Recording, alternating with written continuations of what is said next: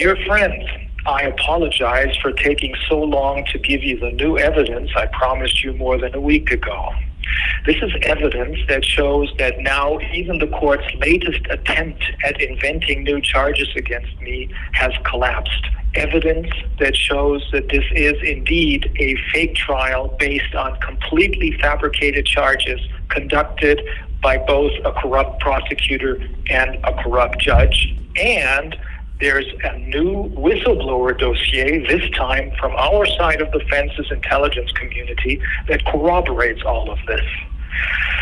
The reason for this delay in getting this new information out to you is that both the court and the prison authorities are doing everything in their power to make it all but impossible, both for my lawyers and me to communicate with each other, and also impossible for me to focus and concentrate on the legal strategy for my case. How can that be? How do they do this, you probably ask? Well, my lawyers cannot call me by phone. They cannot send me anything by email, as I have neither a computer nor access to the internet. And if they send me a fax, this fax is held back from me for days. That's why I haven't been able yet to give you the above-mentioned information about the new evidence. Now, I don't mean to dwell on this, and I do not want to give the impression that I'm sitting here in my cell whining. I'm not, because it is absolutely 100% clear that we are winning. Not only my case, but we're winning this entire war against the evil forces that are now being exposed, not just in my case, but also in the horrific genocide that's being committed in the Middle East. And on top of all this, all of a sudden, bright sunlight, which continues to be the best of disinfectants, is shone directly into those very, very dark reaches in which the likes of Jeffrey Epstein, Jimmy Savile, Hugh Edwards, Mohammed Al-Fayed, and now Sean Combs lurk, demonstrating that pure evil is calling the shots at the top levels of politics, the media, the entertainment industry, and business.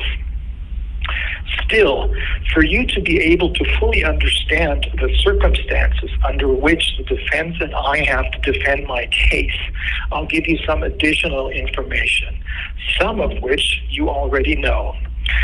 For the past 4 months, I have been kept in solitary confinement with neither any notice or a hearing, that is, willfully and arbitrarily. For the past 4 months, I have been driven to and from court, not just in handcuffs, but in handcuffs chained to a leather belt around my waist and shackled, accompanied by heavily armed officers with bulletproof vests who tell me every time I sign a waiver declaring that I do not want to wear a bulletproof vest, that a stray bullet might hit and kill me, and that would then be my problem. Again, neither I nor my lawyers were ever told the reasons for this, nor were we ever given a chance to respond to any reasons on which this treatment might be based.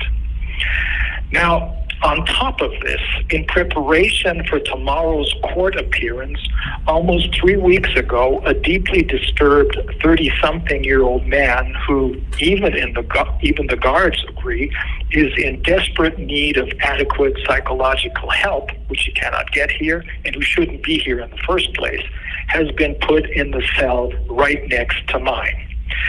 To put it bluntly, this man is stark raving mad.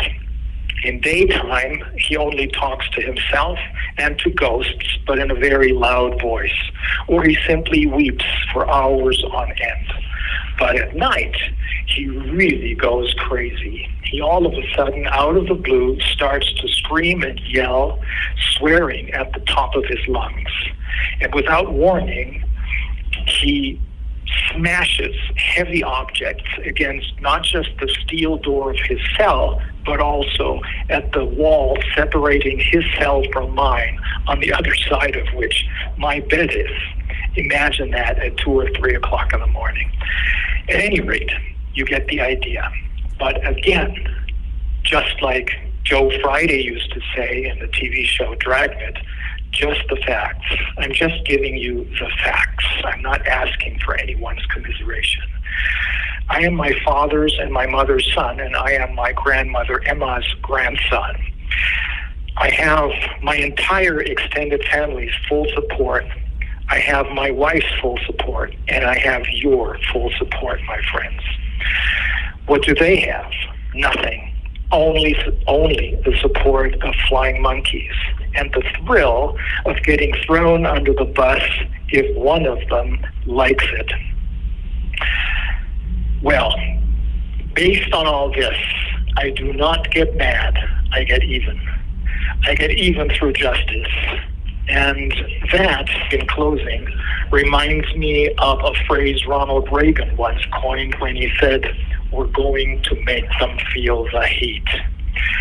I don't think that Ronald Reagan was fully aware of the role that they intended him to play in this obscene systems show. But I believe that he meant well. And he had a sense of humor, sometimes almost Monty Python-like humor. So that's it. We're going to make them feel the heat. We're going to make them feel the heat because we're going to make sure that justice is done. And this justice will send them straight to hell. Let's keep going. I'll see you all in a bit.